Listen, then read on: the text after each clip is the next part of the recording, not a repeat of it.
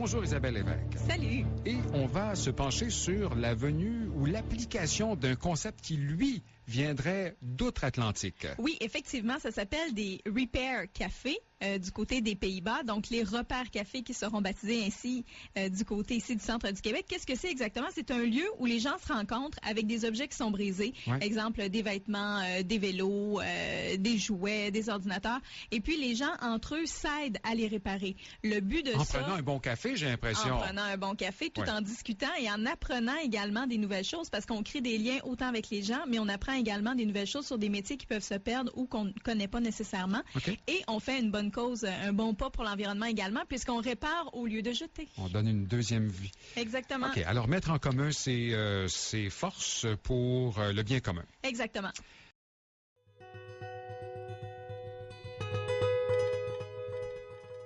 Quand je suis allée à Amsterdam au printemps dernier, c'est pas sur les tulipes que j'ai trippé, mais sur les Repair Café. Repair Café pour café de la réparation, si on veut une traduction.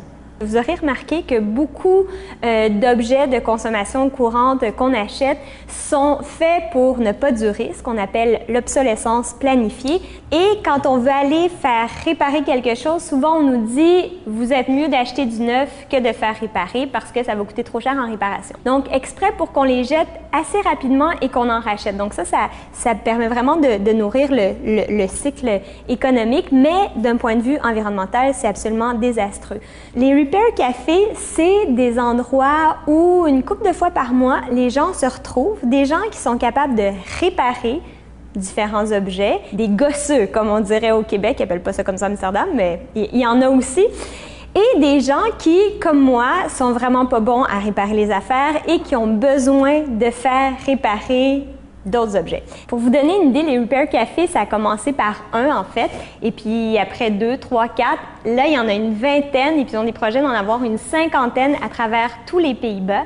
C'est un projet dans lequel le ministère de l'Environnement s'est investi, en fait, un demi-million de dollars à peu près en équivalence, parce que dans le fond, ça a des bénéfices aussi économique parce que ça détourne des sites d'enfouissement beaucoup de matière et on sait que ça a un coût.